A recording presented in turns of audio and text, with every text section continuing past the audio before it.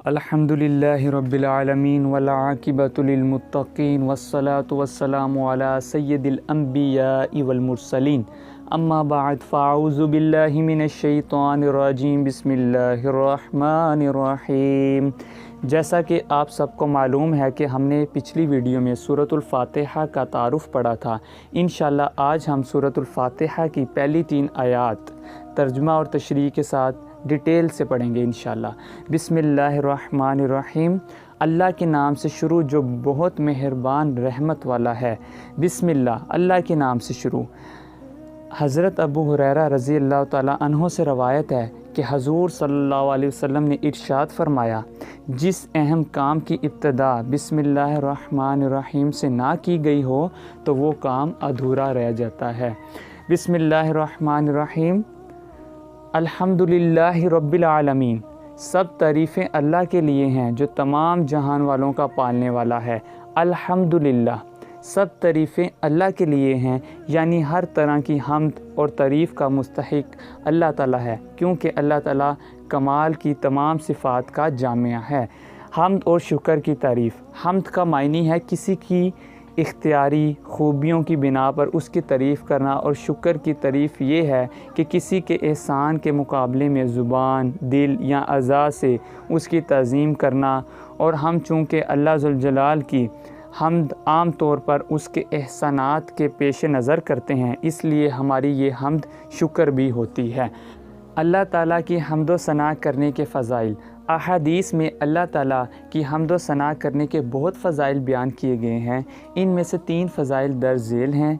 पहला, हज़रत अनस बिन मालिक रज़ी अल्लाह ताला अन्हो से रवायत है, नबी अकरम सल्लल्लाहु अलैहि वसल्लम ने इरशाद फरमाया, अल्लाह ताला बंदे की इस बात से खुश होता है कि वो कुछ खाए तो अल्लाह ताला की हम्द करे और कुछ पिए तो अल्लाह ताला की हम्द करे। दूसरी, हज़रत जाबिर बिन अब्दुल्ला रज़ी अल्लाह ताला अन्हो से रवायत है, हज़ूर अकरम सल्लल्लाहु अलैहि वसल्लम ने इरशाद फरमाया, सबसे अफजल ज़िक्र ला इलाहा इल्लल्लाह है और सबसे अफजल दुआ अल्हम्दुलिल्लाह है। तीसरी, हज़रत अनस बिन मालिक रज़ी अल्लाह ताला अन्हो से रवायत है, हज़ूर अक़दस सल्लल्लाहु अलैहि वसल्लम ने इरशाद फरमाया, जब अल्लाह ताला अपने बंदे पर कोई नेमत नाजिल फरमाता है और वो नेमत मिलने पर अल्हम्दुलिल्लाह कहता है, तो ये हम्द अल्लाह ताला के नज़दीक इसकी दी गई नेमत से ज़्यादा अफजल है। हम्द से मुतल्लिक़ शरई हुक्म। खुतबे में हम्द वाजिब, खाने के बाद मुस्तहिब, छींक आने के बाद सुन्नत, हराम काम के बाद हराम और बाज़ सूरतों में कुफ़र है। लिल्लाह, अल्लाह के लिए। अल्लाह इस ज़ाते आला का अज़मत वाला नाम है जो तमाम कमाल वाली सिफ़तों की जामिया है। और बाज़ मुफ़स्सिरीन ने इस अल्फाज़ के मायने भी बयान किए हैं, जैसा कि इसका एक मायनी इबादत का मुस्तहिक, दूसरा मायनी वो ज़ात जिसकी मार्फत में अक्लें हैरान हैं, तीसरा मायनी है वो ज़ात जिसकी बारगाह में सुकून हासिल होता है, और चौथा मायनी है वो ज़ात के मुसीबत के वक्त जिसकी पनाह तलाश की जाए। रब्बिल आलमीन, जो सारे जहान वालों का मालिक है। लफ्ज़ रब के कई मायनी हैं, जैसा कि मालिक, माबूद, साबित और बदतरीज मर्तबा कमाल तक पहुँचाने वाला।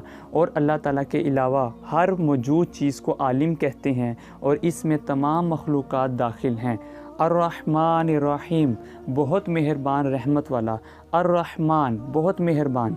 रहमान और रहीम अल्लाह ताला के 2 सिफ़ाती नाम हैं। रहमान का मायनी है नेमतें अता करने वाली वो ज़ात जो बहुत ज़्यादा रहमत फरमाए, और रहीम का मायनी बहुत रहमत फरमाने वाला।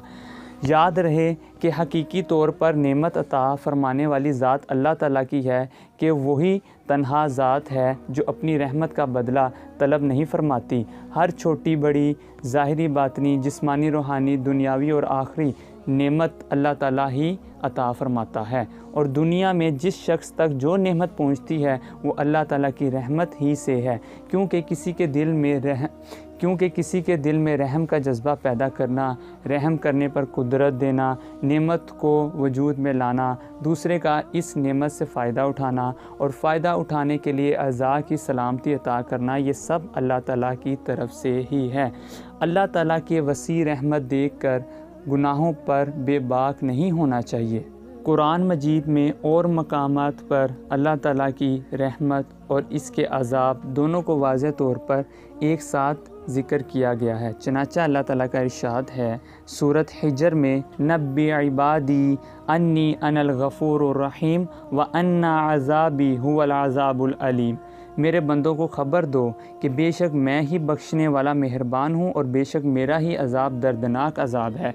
जैसा कि अल्लाह ताला सूरत मोमिन में फ़रमाता है, गाफ़िरिज़ ज़म्बी व काबिली तौबी शदीदिल इक़ाब ज़िद तौली, गुनाह बख्शने वाला और तौबा कबूल करने वाला, सख्त अज़ाब देने वाला, बड़े इनाम अता फ़रमाने वाला है।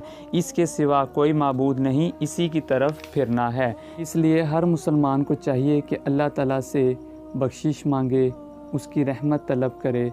हर मुसलमान को चाहिए कि अगर गुनाह हो जाते हैं गलती से तो अल्लाह ताला से माफ़ी मांग लें। अल्लाह ताला बेशक बख्शने वाला मेहरबान है। किसी को रहमान और रहीम कहने के बारे में शरई हुक्म, अल्लाह ताला के अलावा किसी को रहमान कहना जायज़ नहीं, जबकि रहीम कहा जा सकता है।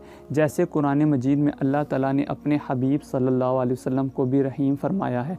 चनाचा इरशाद बारी ताला है, लक़द जाअकुम रसूलुम मिन अनफुसिकुम अज़ीज़ुन अलैहि मा अनित्तुम हरीसुन अलैकुम बिल मुमिनीना रऊफ़ुर रहीम।